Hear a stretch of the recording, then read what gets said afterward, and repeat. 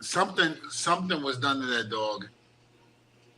Well, obviously something that you did, Devon. Huh?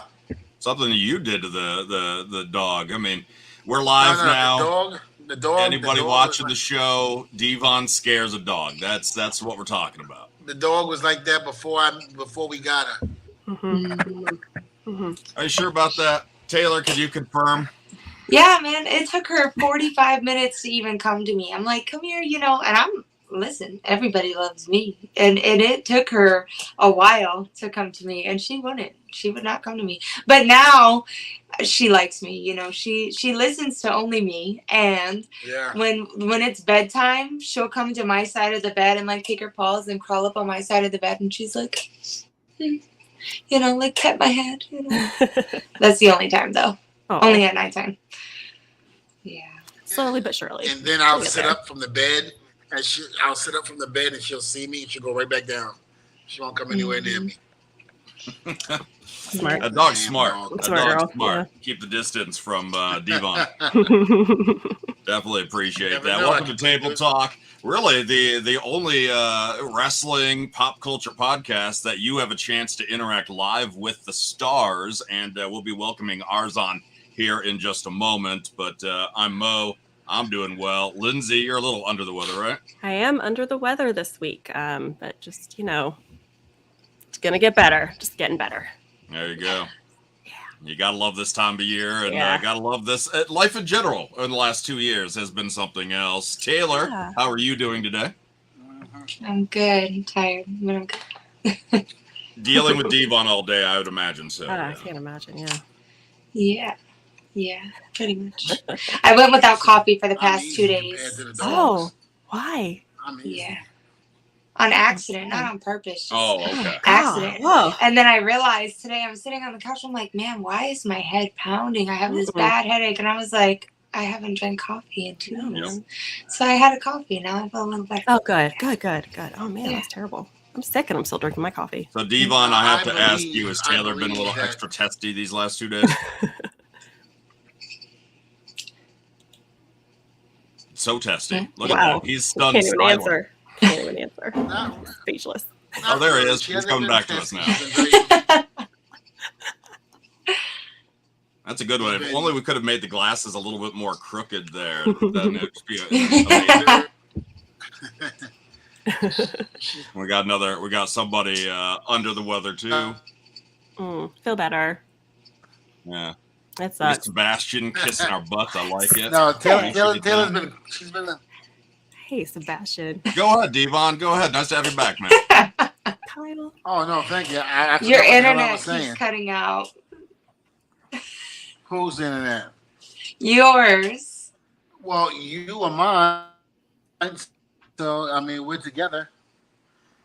We're using the same internet. So how come yours is not going? You're upstairs. Okay. Well, I'm closer to the router. Poor Devon. We'll let you catch up, and we'll introduce our guest at this time. He former WCW wrestler, WWE Impact. He is still crushing it as he's wrestling. God, decades later. Welcome to the one and only Shannon Moore. Welcome. Hey, what's up, guys? Hey.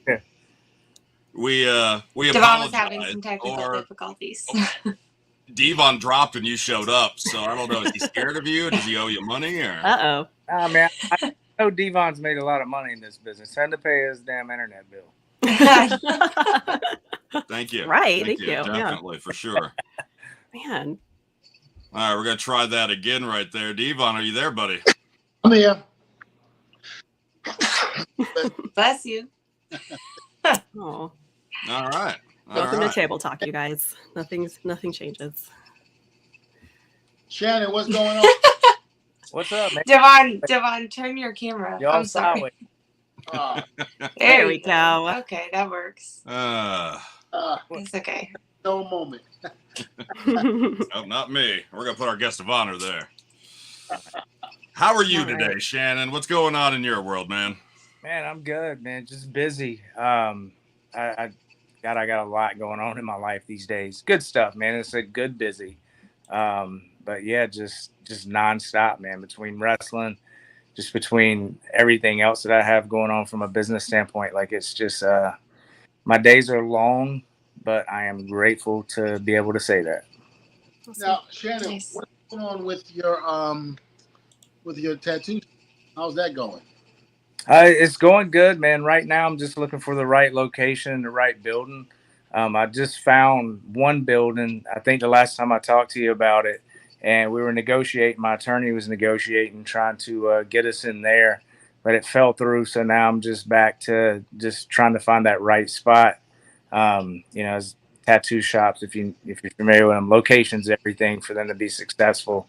And here in Tampa, as fast as Tampa's growing now, and then as expensive as Tampa is too, like, it's hard to find that happy medium in the right spot. So we're just searching right now, and as soon as we get it, I got everything ready to go because I've owned shops before from a equipment standpoint. So we're just looking for that location. Like I told you, up in Tampa, I'm coming down to visit you.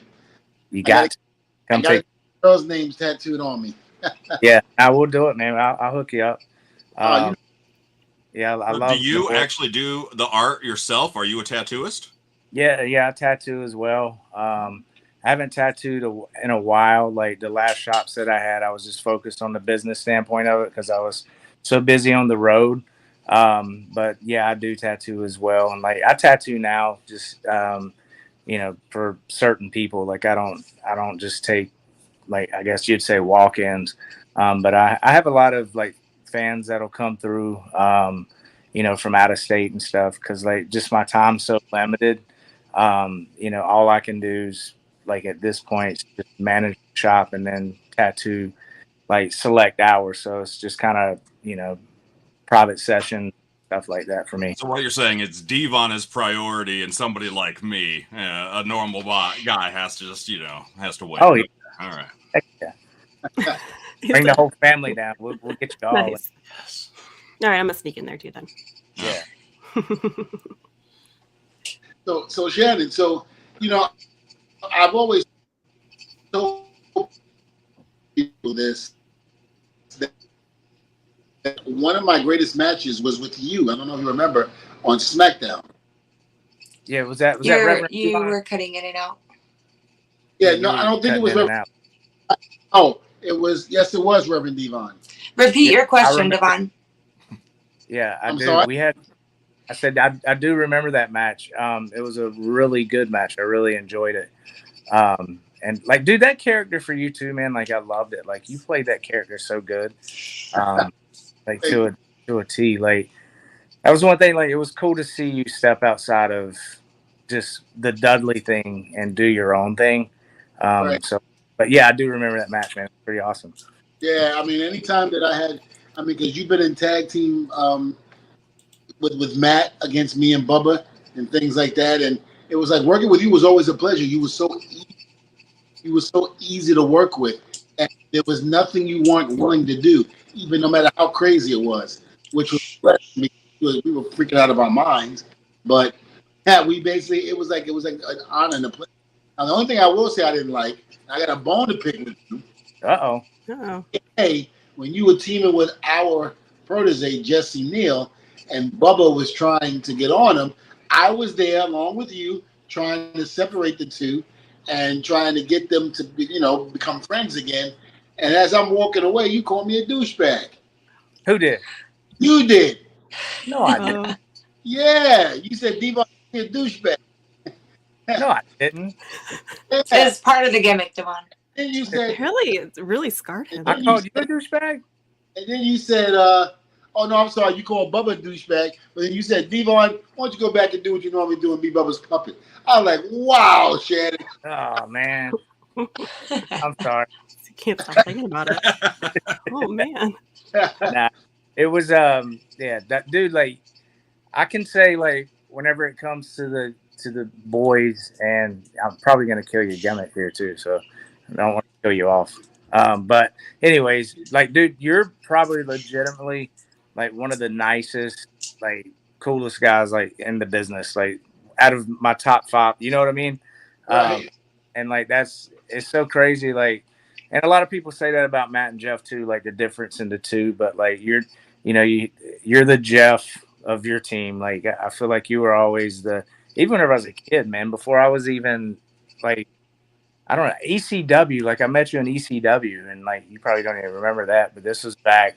God, I was in early teens trying to get to ECW, and like me and Matt and Jeff, like we come to a couple of shows and I met you.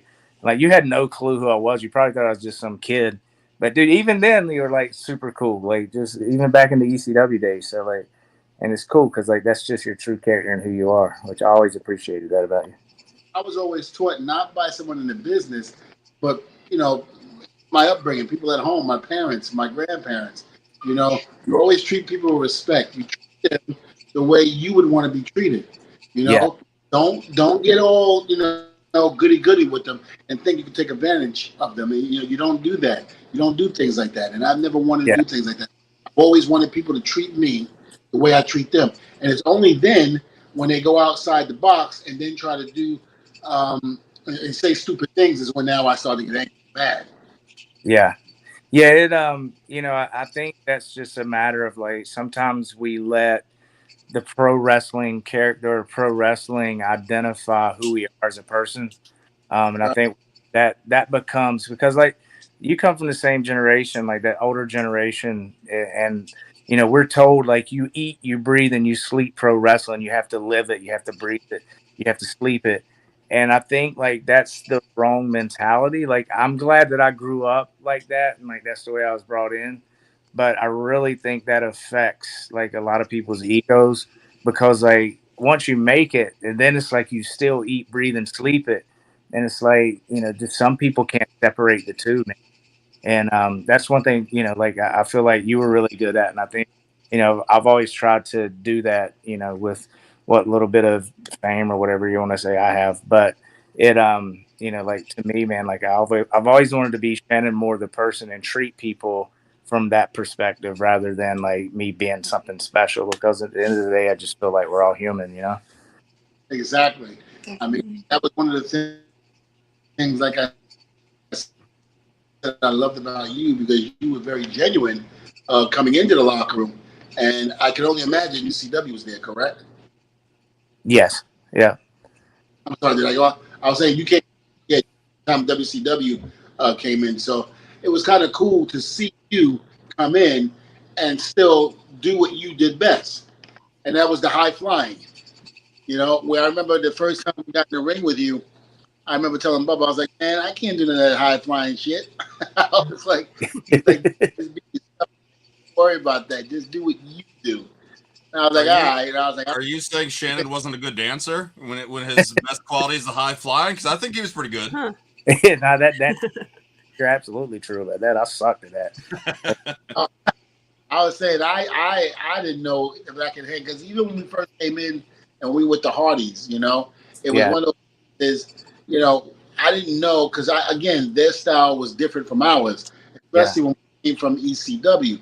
We were that hardcore type of just punch you in the face and all of that, where Matt and fly around and do things that were extremely like mind-boggling, especially Jeff with his crazy ass. Yeah.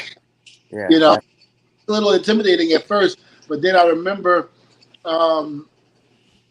the Royal Rumble, the 2000 Royal Rumble, when we had that ladder match, table match with him, and it pretty much just got the ball rolling, with the Hardys and the Dudleys, and then of course Edge and Chris came in and just added so much more flavor to it. It was so that showed me that regardless to what your style is, if you're a professional and you know how to work, then you can work with anybody.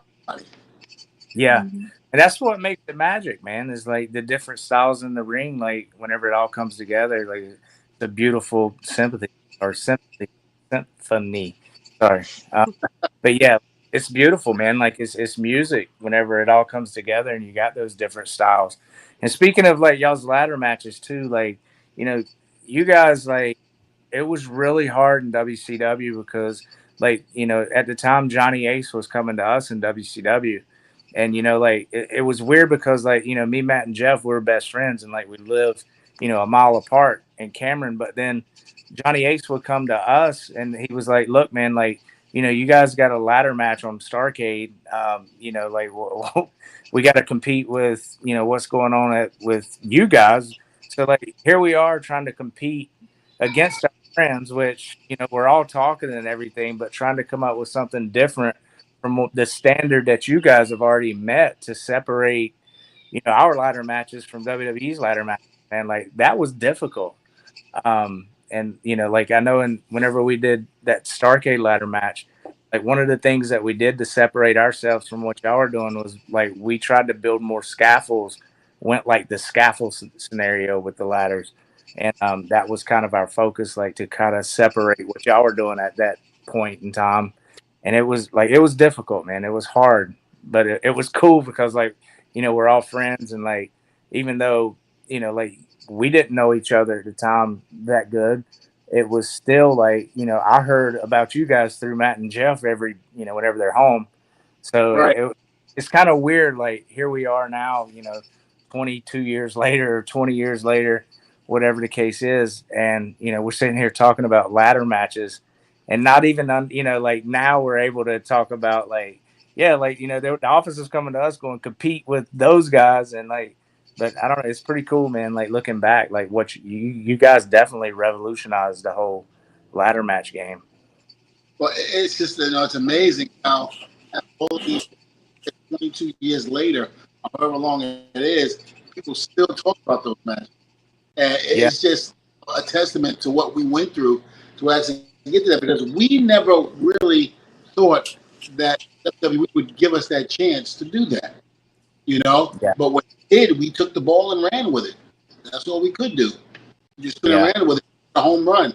And that was the great thing about it, is every single time we did that, we had a home run, which was great. But I remember after the first, it wasn't a TLC match.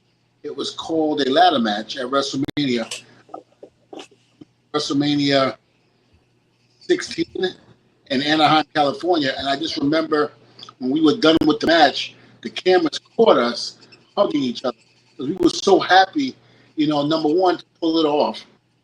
Yeah. The way we did, to get the response from the people, but most important, no one, and that was one of the biggest things, when nobody got hurt or injured, and we were able to, just pretty much get through that whole, night, especially at WrestleMania.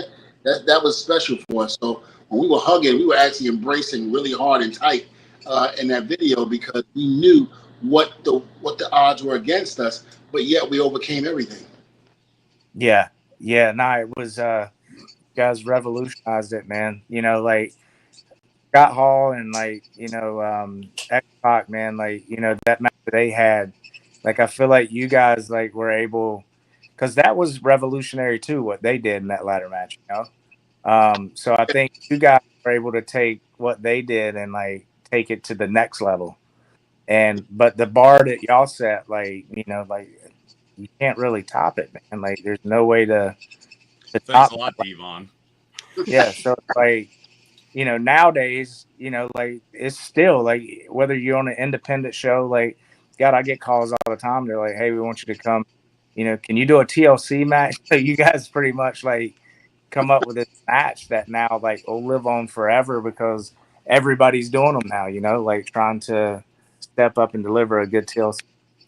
Well, and like you said, the great part about it is, I think the most important is not what we did in the match in terms of tables, ladders, and chairs, but it was the story behind it. I think that was the most important part of it, was the story that we told. We didn't just go in there and throw people through tables, hit people with ladders and stiff chairs.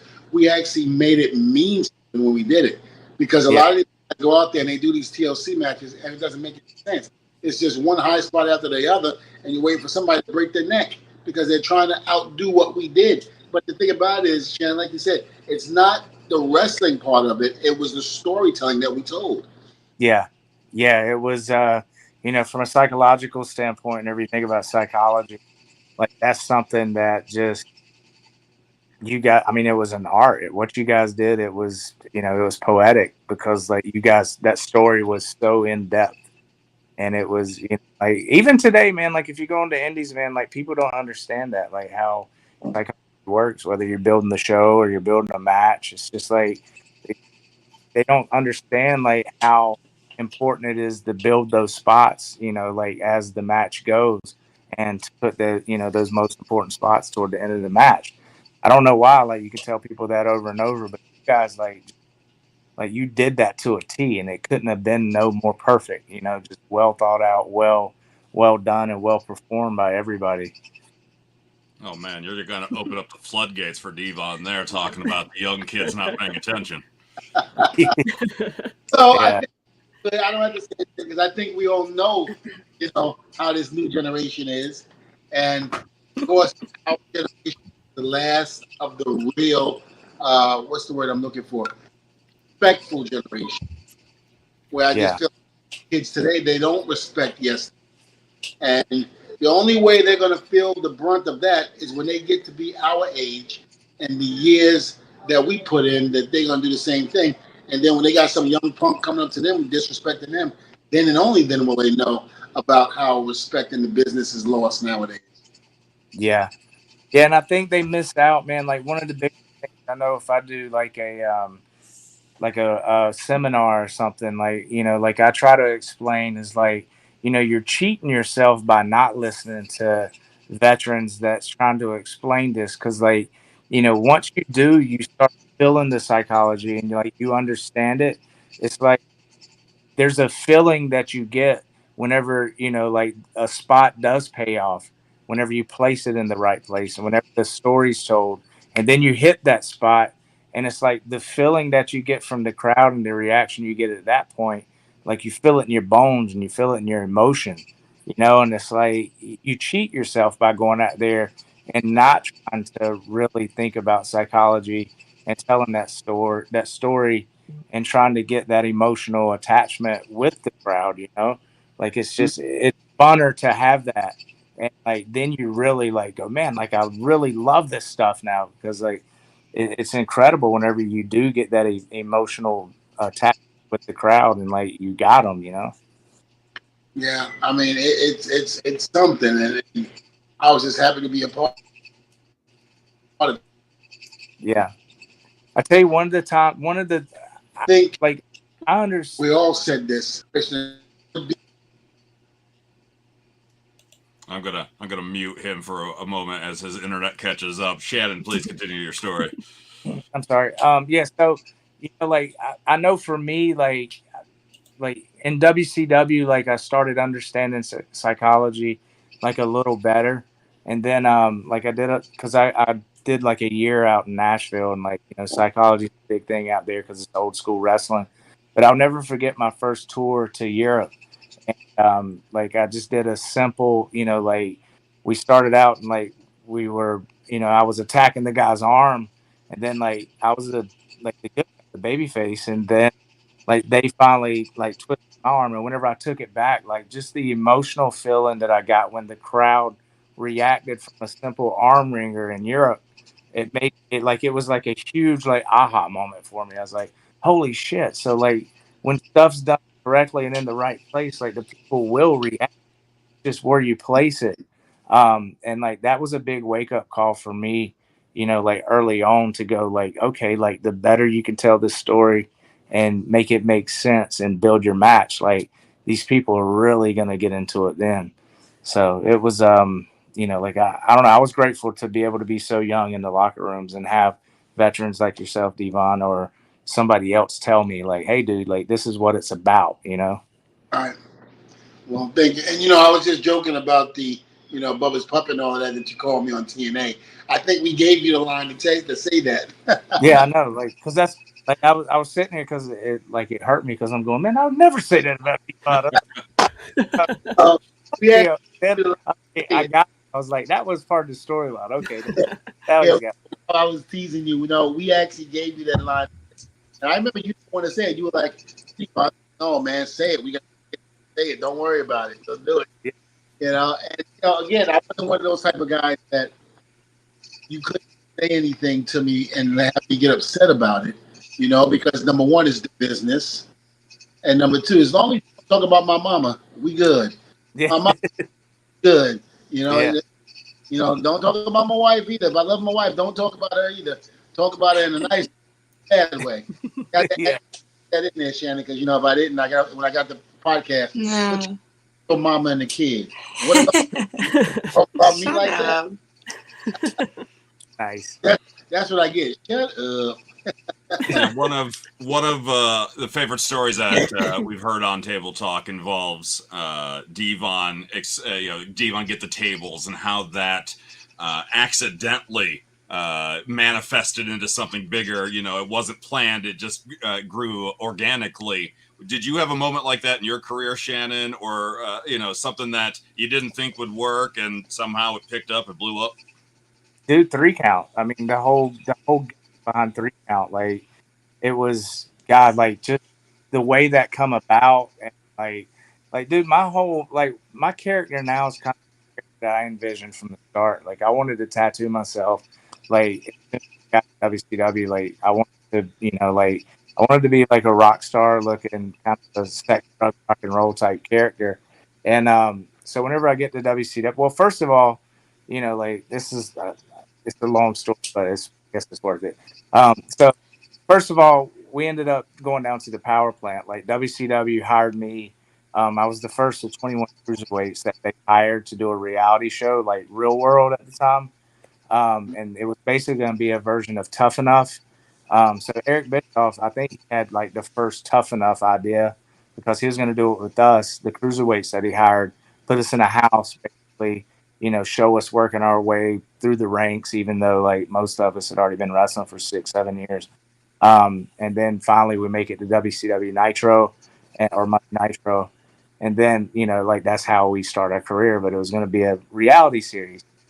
But before, I guess before that could take off, like they kiboshed that idea. So then, I was sitting home making killer money because WCW weren't afraid to pay pretty good, And they were like, hey, if you can, we want you to come down to the power plant, Chris Canyon and them did, and just hang out down there and train while you guys are waiting to go on TV.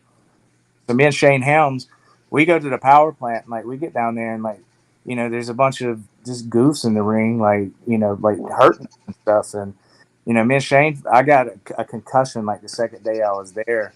Like was like walking around, didn't know what I was doing. I woke up in a McDonald's basically. And, Shane's like, dude, or, like, what's up with you? Like, you okay? Where are we at? And he's like, we're in Atlanta. And I was like, what? But anyway, these guys down there, like a lot of them were really green and just like hurting them. So me and Shane got together and I'm like, dude, we need to go to Paul Orndorff, and his office was there. And we need to tell him like, hey man, we're going home. Like, we're not going to stay here and just beat up our bodies for nothing. Like, we're more advanced than these guys here. And, like we could get more out of going home and just training in our own ring. So I was like, dude, you know how this is going to go? Cause we've heard stories about Paul, like stabbing people, like, trying to cut people and just fight people. So like we went in with a plan. I was like, dude, if he goes for that drawer, like we got to jump, because like you didn't know, like you heard all these stories and we didn't know how he was going to take it. So we go in there, we're like, hey, Paul, like we've been getting hurt since we've been here. Or, like I was like, I've got hurt, got a concussion. Like, somebody need me in the temple just on a simple drop. I was doing a drop down. They were trying to run over me and like about killed me. So it's like, we want to go home. We're going to go home and train at home. And he looked at us and he's like, okay, yeah, you guys are good. I don't even know why you're here anyways. And I was like, okay. And then I looked at Shane and Shane looked at me. And we were like, that wasn't the response. We thought we were going to have to fight him. And, but he told us to leave. But needless to say, like we get home, Jimmy Hart calls us and he's like, hey, baby, what are you doing? Like, they got you on the to be fired list. And I'm like, dude, Paul just told us to go home and then he just put us on the list trying to fire us. And like, oh, but Jimmy's like, don't worry about it. I got this great idea for you. And I was like, okay, like don't worry. He's like, we're going to fly you down.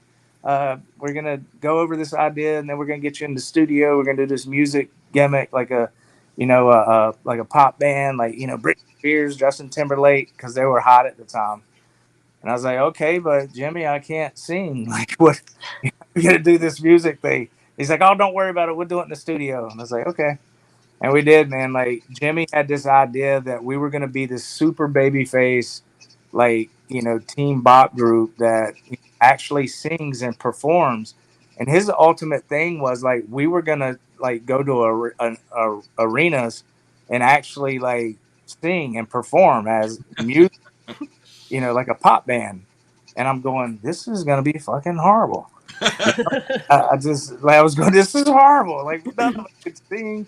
Like, like I can't dance. Like nobody can dance. The Nitro Girls, they were trying to teach us how to dance. And like, so we go to the studio, we do these, we went to the same studio, I think that the Backstreet Boys did all their music in. Like Jimmy had those connections. And like, we do these songs and like, the next thing you know, Arn Anderson, like he's got us going out, like 4 times a show to get heat, like because immediately all Arn seen was like, oh, the best group we got here, and we would open the show up, before any matches would go out, would lip sing this horrible song, and then we'd go out like after the second match, then we'd go out right before intermission, would go out after intermission, and then right before the main event, like here comes 3 count again. Damn. And then on like all the house shows, and like we'd do it at TV. And dude, by the time we would get out there before the main event, like the people, they would be throwing everything ring at it, and the green circles we had, like we had to use them as shields by that point because like people were throwing that much shit at us. And but the cool thing was like every night, man, for months and months, like we would get to that point. Arn loved it. He thought it was the greatest thing ever. And then he's like, we're gonna send Sid down. Like we're not gonna play his music. We're gonna let him slowly walk down, and the people will see the people slowly erupt as he gets closer and closer. And like that's the case. So like we'll be in the ring and have our backs to the entrance, and Sid would just start walking out real slow, just walking down the entrance. And then we'd grab the mic. We're like, we knew you guys would get it, because they'd start cheering for Sid.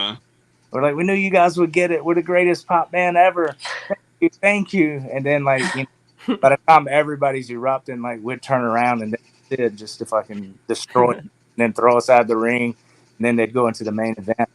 So like, it ended up being an amazing hill, group. Like here's this young, pretty, like small, these tiny boy band guys, and then in a man's world, and like the people just hated it, and it was fun, man. Like it ended up being something fun.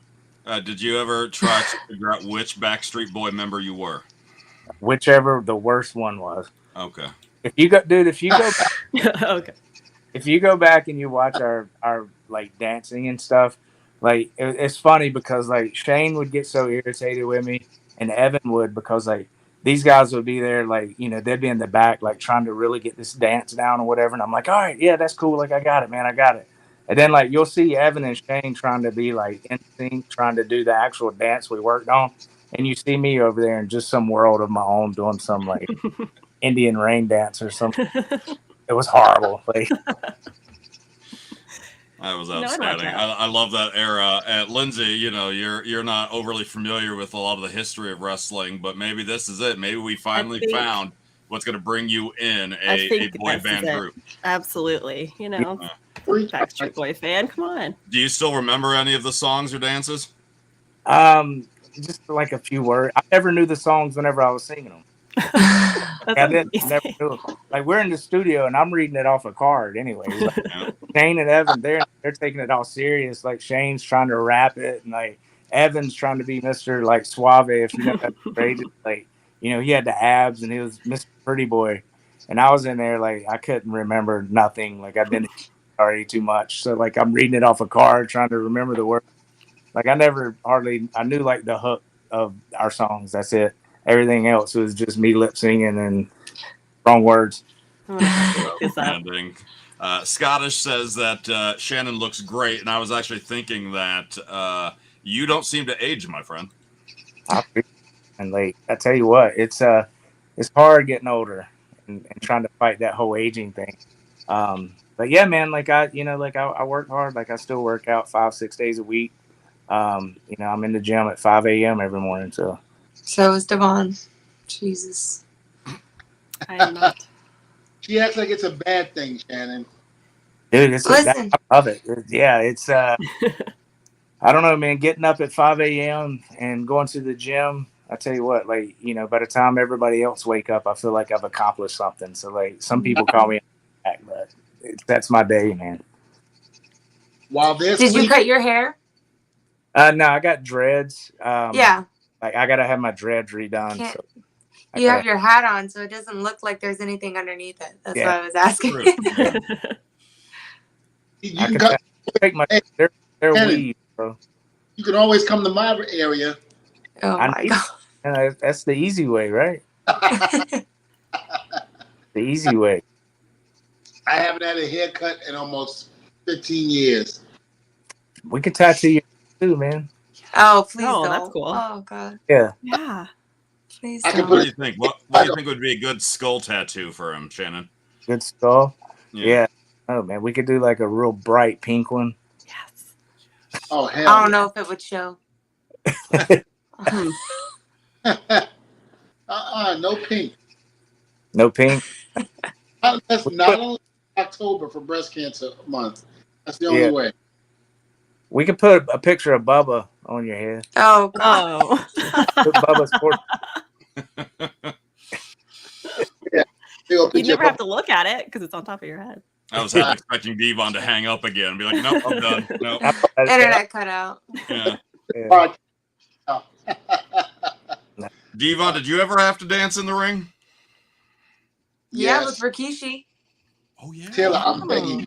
I'm begging you. Do you want me to show the video, Devon? Yes. Shut up, Taylor. Right before we went out, you know, I guess Brian Christopher, who was probably one of the biggest jokesters around, and did things to mess with you. You know, they would do the dance that they do normally. The three of them used to do in the ring. It was an electric slide, and I said, Brian, I said, which way do I go first? Do I go left? He goes, go left, go left. I said, Brian, are you sure? He goes, yeah, go left. Don't worry about it. Trust me, Devon. And I should have known better because we're on live TV. And Rikishi gets it down. Boom, we bow our heads. And I hear Rikishi go, 1, 2, 3. So, of course, I go to my left. I go, oh, shit. I bump into Brian easily, uncontrollably. And I'm sitting up there going, Brian, asshole. You're an asshole.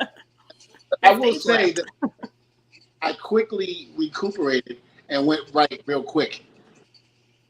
Nice. But yeah. All right. I'll have to find that video. Got a question here. You really impressed with your match against Nathan Jones. Do you remember that one?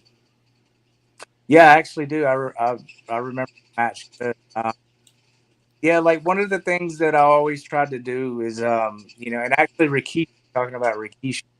So whenever I first got to WWE, Rikishi sit down and we were talking because I was asking him, I'm like, hey man, like I really want to have a long career. You know, give me some advice. And Kishi told me, he goes, it's longevity. He goes, think about longevity. Like, remember that word. So like thinking about that, and like I'll tie this into the Nathan Jones thing, but thinking about that, like my entire career in WWE, I wanted to take what they would give me and I wanted to use my strengths. And like, you know, my spot a lot of the time in WWE was to make the bigger guys look better because I'd go out there and I'd bump my ass off for them. And like one of the things I always like, you know, like prided myself on was being creative and using my abilities, like whether it was flips or whatever the case may be, to show off that talent, that larger talent. And like Nathan was one of those guys that I was able to do that with a lot, just because of his strength, because of his size. Like there was just a lot of creative things that I could do to make him look good and make him look even better, you know, than like he could wrestle somebody his size or one of the bigger guys. And that match in particular, like I remember doing stuff with Nathan that I really tried to use my abilities and, you know, my physical, I guess, or whatever you want to call them, to make it look as impressive as possible. And like whether it was Nathan or Brock Lesnar or, like Great Khali or any of those, larger guys that was really strong. Like I always did that, man. And like I had fun doing it. Like a lot of the guys would get mad because like, everybody wants to win and everybody wants to be champion. But I always felt and went in with the mentality is like people will recognize how hard I work by how great I make somebody else look. And that was the case several times, like with Vince. Like Vince would come to me and say stuff, or like give an innovation whenever I got to the back for something that I would do for the larger guys. So like that's something I prided myself. Yeah, that match very well. Awesome. Awesome. Now, of course, you're still going strong. You're still doing it after all these years. Do you keep up with WWE, AEW, Impact, and all of those companies? Not I don't get to watch it much, like honestly, man, because like from 5:38 to about 9 at night, like I'm going. So I don't, like I keep up with it on social media more so than I able to watch live shows. Uh, Somebody that I know is going to debut, or one of the boys calls me and goes like, "Hey man, like I'm wrestling so and so tonight, like watch it, just kind of see what you think." I'll do it then, but I don't have time these days to sit there in front of the TV and just watch the product. That's fair. That's fair. Yeah. That's quite common. A lot of our guests, like, you start moving on. It's not really you're moving on from the industry, but you realize there's probably more to it than that. But is there anybody out there that in the few moments you have watched, is there anybody out there that you think, oh, this is a young Shannon Moore right here? A young Shannon Moore, man, like I just think it's a different generation, and like there's a different style now. Like I'm not comparing to like my style or nothing, but I think there's some very talented people out there, and like people that like I look at and I go like, man, like these guys are good.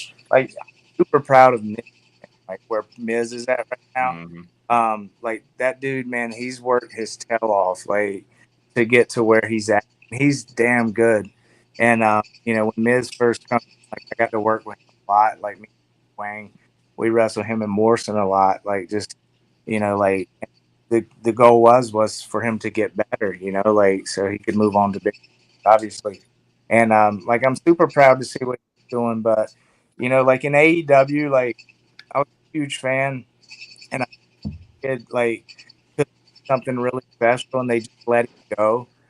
Because like I was a huge Rey Mysterio fan, and I know like Rey Mysterio gave me hope, like watching him come in WCW, and then like I didn't get there till a couple of years after Rey got there, but like it gave me hope as a smaller guy. And I think like even with fans that's trying to overcome like what like whether it's in the sports industry or a smaller guy can look at somebody like Ray and like really take that, and it helps them push and chase their dreams. But I think Marco Stunt, whenever he was in AEW, I think if they would have done that right, like he was such a small guy, like he could have been their version of Ray.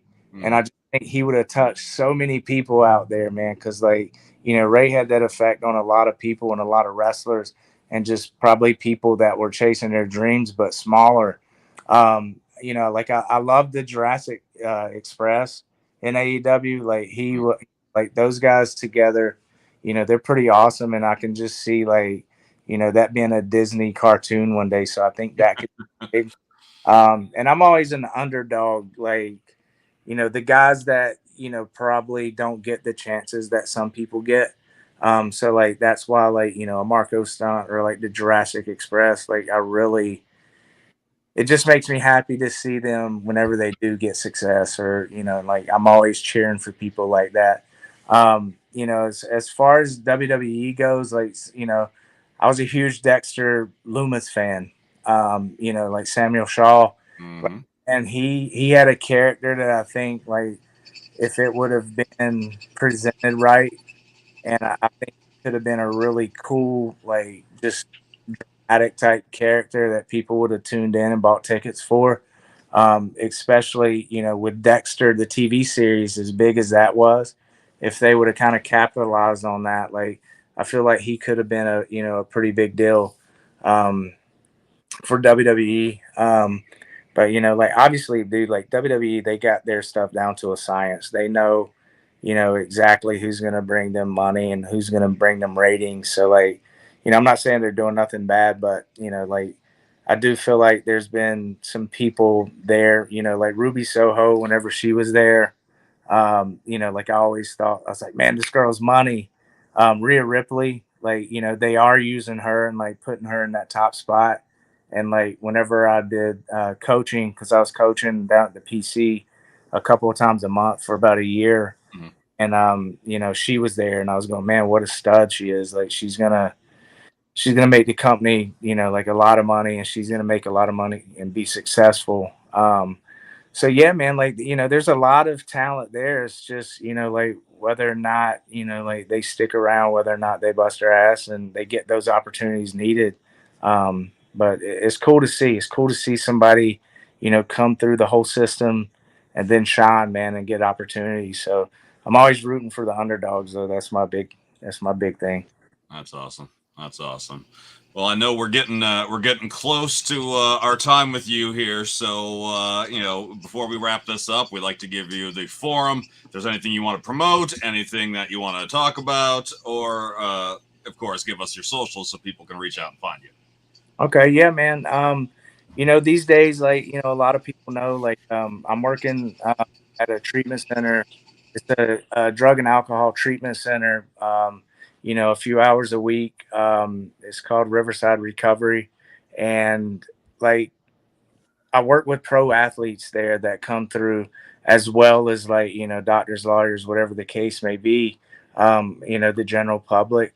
But man, like, whenever it comes to like wrestling, and even, our supporters in wrestling, like, if you're struggling with something, man, especially like addiction or alcoholism, like, like that's such a big thing these days.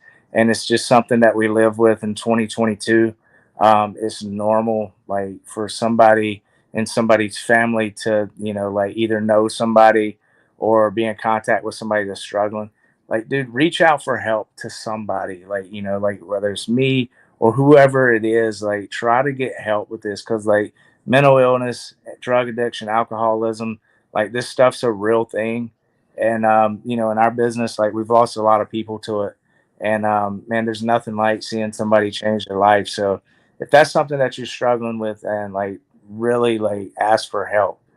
So like, that's just one of my big passions today, is just trying to help people change their lives for the better. And hopefully, save a few lives, if possible, just by letting people know that it's normal, like those struggles can be normal. So you're no different. Like if you are struggling with this, just ask for help. I love that great. so much. That's great. Thank you. That's great. Yeah. Well, all right. I hate to go, but we got to let you go. I know you got other things you got to do. You're a very busy man, and you probably got to get ready to go to bed to get up in the morning to go to the gym. I'm old, man. I said, what are you trying to say? I'm old? I think that's what he said. My bedtime is about 9. Absolutely. Well, Shannon, thank you so much for being on the show, man. Nothing but the best for you and all your success with the new shop in Tampa. And, feel free to, come on to the show whenever you want to promote anything. You let us know. We'd love to have you on there. Yes, sir, man. Like anything I can do for you guys, hit me up, man. I'm here for you.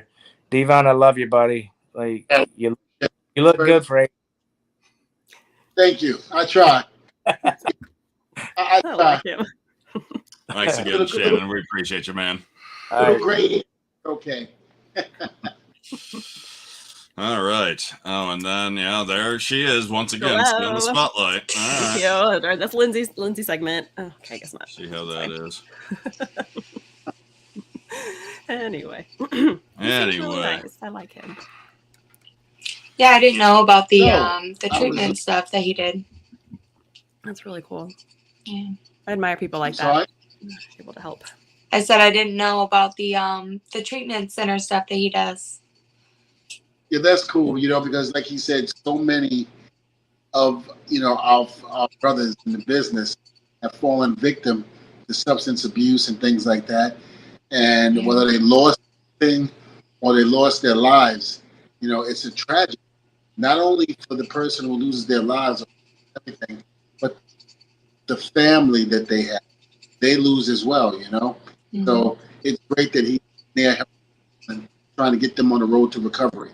And I think that's great. And Shannon Moore has always been that guy to really, really help out others when needed.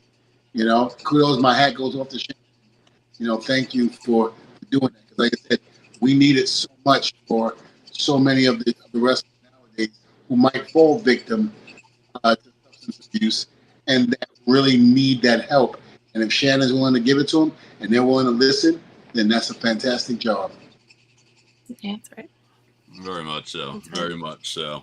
I love that his favorite memory involved 3 count. The boy band stuff. I would not have guessed that because normally, Devon, I'm sure you would agree. You come across these stars who may have a more quote unquote embarrassing gimmick in their careers, and they don't really like to talk about it. They don't, they don't like to remember it. But it's kind of cool that he realized it was unique, it was fun, and he went with it.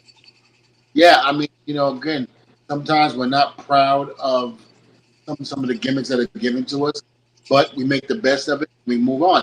And something, he might not have liked it, but I'm sure there were some fun moments as well. I know he had some trying moments and probably bad times, but he had some laughing moments, because, people knew the group and, they got good response.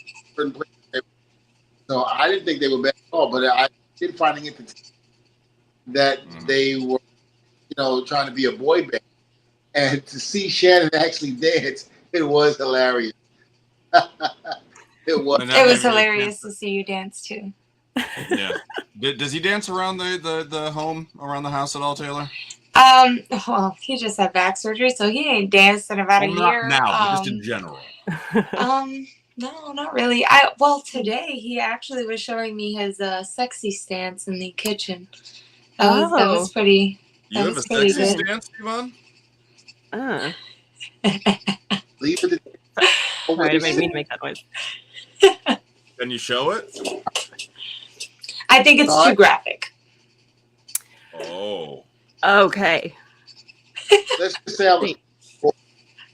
I could just take my glasses off. I can't see a thing. Does it involve the lack of clothing, I take it? This is not covering your eyes, man. I'm sorry. No. I say, were you clothed during this sexy stance? Yes. Oh, I was clothed. Right. I was just doing things that were very provocative. Yeah. Yeah, no, the kids were up, so I couldn't do that. I had to wait till they ran into the room for a second, do my sexy pose, and got right out. Yeah. Thanks, Taylor. No problem. You always know. Next time he does it, can you take a picture? I'll try, but every time he does something dumb and I try to record him, he always stops immediately once I get the phone out. Yeah, because he knows that people like me and Lindsay are going to beg for that footage, that picture, that audio, and we're going to hold on to it as long as we can. Yeah. I try to blackmail him all the time. One day. We'll get him one day. So sad. Never will you ever get him. We'll get him. I don't know if I would say never, Devon, but but we appreciate that. Never. Your time's coming. Yeah. Just like the phone tap when Elvis Duran was morning, and they do these phone taps, which is hilarious. And I told Taylor, I said, "You'll never get me." I said, "I'm coming a mile away. I'll never get phone taps. Never." So is this you telling me you want to be phone tapped? I think it is. Because I'll figure it out before it gets any further, before it even gets. How? I'll just know. All right, challenge accepted. Okay.